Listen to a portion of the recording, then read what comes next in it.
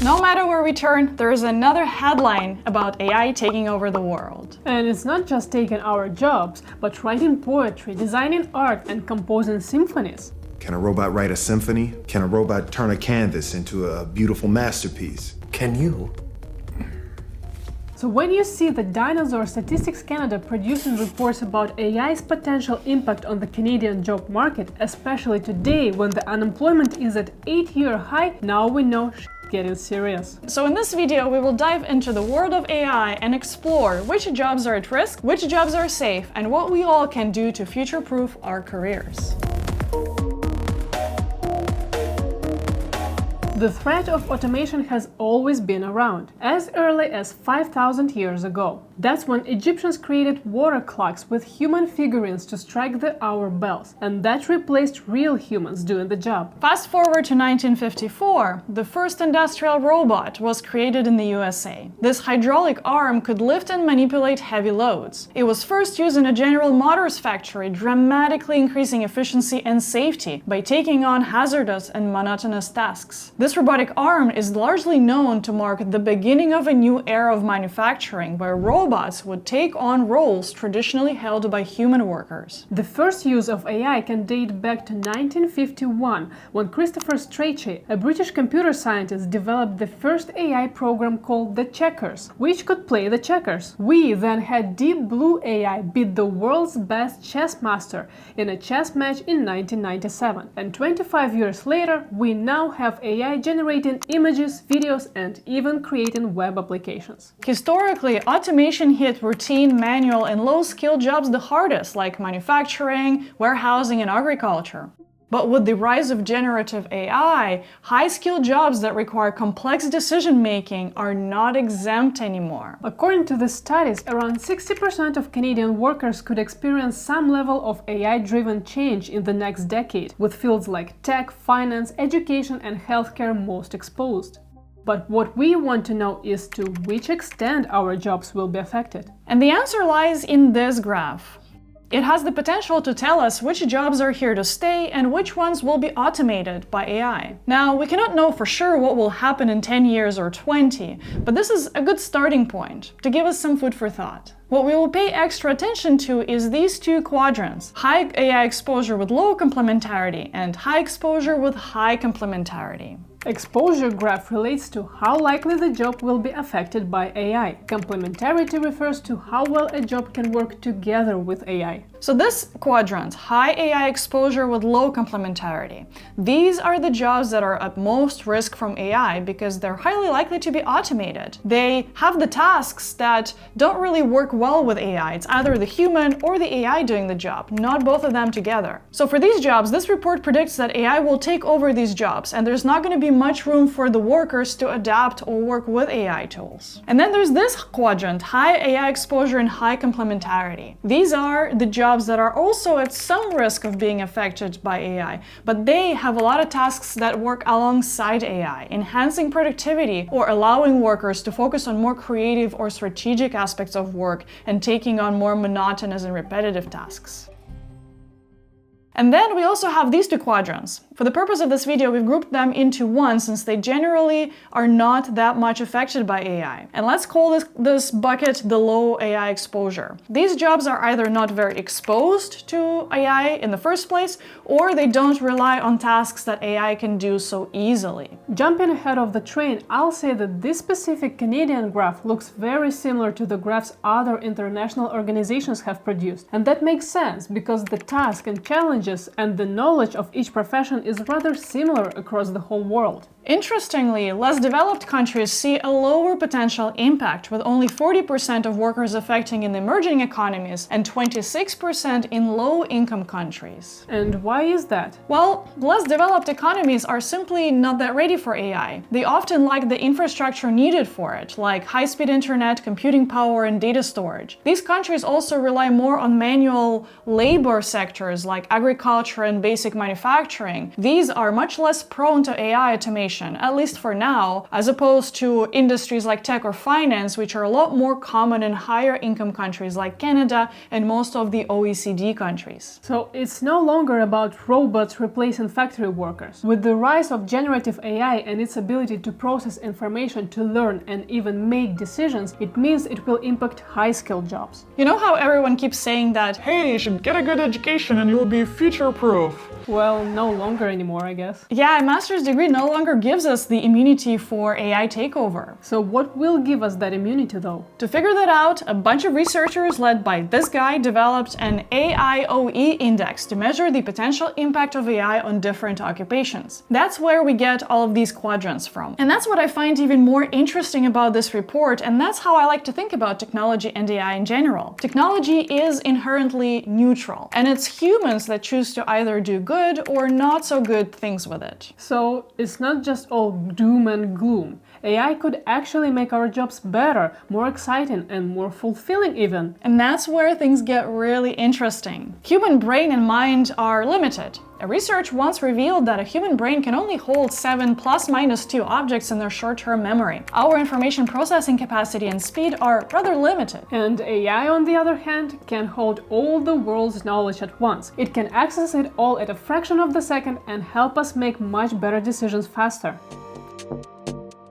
So let's take a look at this high exposure and high complementarity jobs here. These are the jobs that will be affected by AI, but will not be replaced, at least not so easily. The professions that this Canadian report chosen to highlight here routinely show up in the labor shortages lists as well. Let's take a doctor, for example. Have you ever been to a doctor's appointment where it felt more like a grocery store transaction than a potentially life-altering meeting? The most recent statistics from 2023 showed that Canada has 124 family doctors for 100,000 people, which, mind you, is good news because it's an all-time high number. But also, that means that every single family doctor in Canada needs to take care of at least 700 patients. That's a lot of information and data to keep in mind. In order for a physician to provide an adequate care to each of us, they must understand our medical history deeply. They must know our lifestyle and how we've responded to certain treatments historically. So AI can help doctors provide a more personalized care, make more accurate diagnoses by analyzing more data quickly. Humans are not good at detecting patterns. Machines, on the other hand, are excellent at that. So, in the Canada's future, there is a world where AI can help doctors focus more on what they should do best, getting to know and caring for potential patients. School teachers is another critical yet challenging profession experiencing shortages. We recently interviewed an elementary school teacher. You can check out her interview here or up in the description links below. She shared a wealth of knowledge with us. So whether you're just interested in the Canadian school system or have children who are starting school soon and you want to know what to expect better, it's a video you want to check out. Anyways, most of the teacher's job revolves around grading, checking assignments, designing learning experiences, and keeping track of every student's progress, all while trying to personalize everyone's experience. AI can help teachers automate grading, which can be a very mundane task. They can also find learning opportunities in each student and even design exciting learning experiences for each. That in turn will allow teachers to focus on the core work that they should do, getting to know the child, supporting them, and mentoring them. If we move down this quadrant, this is where things are not as shiny. These are the jobs at high risk of being replaced by AI. They highlight data entry, economists, network technicians, and programmers. And that makes sense. Most of the work that economists do is working with large data sets and data modeling. AI is so much better than a human in processing large volumes of data. Data entry clerk has been on the extinction list for decades now, and it still hasn't completely disappeared, but still remains under very big threat. Curiously, computer programmers are under a big threat, the same professionals that helped invent AI in the first place. Yeah, but your scientists were so preoccupied with whether or not they didn't stop to think if they should. We already have at least a dozen AI tools that help us build mobile and web applications without writing a single line of a code. So low-level or junior programmers are already seeing the effect. That is one of the main reasons why we're seeing a shift in the job market, where junior or intermediate developers remain unemployed for months, while senior or specialized developers are in high demand. Junior developers are already practically being replaced by AI. So if you're in the field, you want to either master the use of AI to augment yourself yourself and turn yourself into a senior, or you might want to move into a role that makes AI happen, like machine learning engineering, prompt engineering, data engineering, etc. So these are just some examples, but how do we get a clearer picture of how you specifically might be affected? Let's look at the AI exposure by industry. Sectors like finance, professional services, and information technology have a high risk of being completely replaced. Same goes for office support, customer support, and generally assistive and data entry focused roles. So what makes this role so susceptible to AI? And more importantly, how do you know if your job will be replaced by AI? Well, there are 3 attributes that I like to look at in order to assess whether or not our own jobs will be replaced. First is whether or not these jobs are standardized and predictable. Sectors that involve a lot of repetitive rule-based tasks and standards like accounting and customer support are the best target for AI, because AI can handle tasks that involve data processing, analysis, and pattern recognition a lot more efficiently and accurately than humans. The second thing that I look at is whether these jobs handle large data sets. AI is a complete lifesaver where there's large amounts of data that need to be generated and analyzed. And it's a characteristic most known in finance, professional services, and information technology. AI systems can process this data at an extraordinary speed, uncovering insights and patterns that humans aren't capable of. And the third thing is cost efficiency and scalability. So having a call center of 500 specialists may get costly for a company, but training AI to handle 95 of the most common concerns can come at a fraction of a cost. This will allow the 5% of customer support queries to be resolved by a highly trained customer support specialist. So this way, a 500-person department can easily turn into a 10-person department augmented by AI. On the other hand, jobs that are more complex and operate in a more unpredictable way, or jobs that have to deal with a lot of different inputs of data and depend on human interactions, are much less likely to be replaced by AI. Instead, these jobs will require to have a human in the loop continuously calibrating it and monitoring it. I like to think of it as a human augmentation. But there is also another bucket of professions that we haven't talked much about. Let's look more carefully at these 2 quadrants. These are the professions that will have a lower exposure to AI. These are the roles that are safe from the AI takeover, according to this report. You see that there's a lot of skilled trades work here. You can't really get AI to build a house, or weld stairs, or fix your pipes in the bathroom. At least not yet. We haven't even gotten close to getting part of their work replaced by robots. These are the jobs that could only marginally benefit from AI. And it will likely be the part of the job that every plumber or carpenter probably already hates, like accounting or doing data entry or scheduling repairs and managing their calendar. The raw physical work of building, assembling, and manipulating physical objects in unpredictable environments around us are still out of reach for AI. At the end of the day, AI operates in the digital world, while we humans still largely live in the physical world. Who are we kidding? We're all living in the Matrix anyways.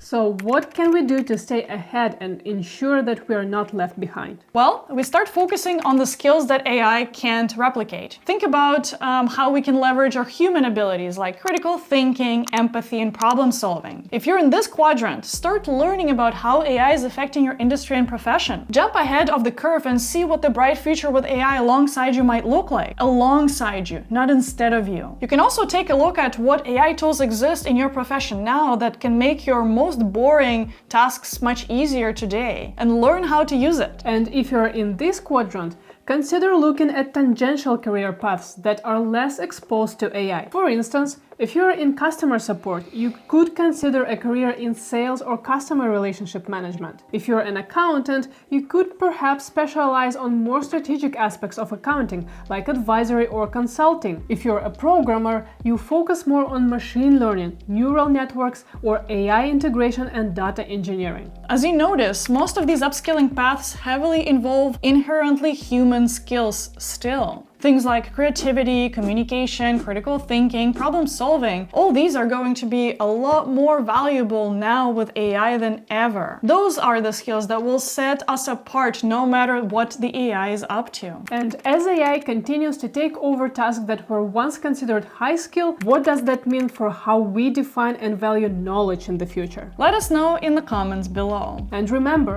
the future isn't something that just happens to us, it's something we create. See you next time. Hey guys, thank you so much for watching this video. We make these videos in our free time because we truly enjoy the process and like sharing our insights to help you arrive, excel, and thrive in Canada faster than we did. So if you like the work that we do, consider subscribing to this channel. We also have a newsletter called Career Deck, where we share weekly life and career tips about Canada, along with job opportunities that we come across in our network. If you want to support us more, you can also check out our merch shop with some of the great themes and Canada-themed hoodies and t-shirts. You can check them out using the link below. And finally, if the YouTube algorithm got it right, you'll likely enjoy this video next. I'll see you there. Take care.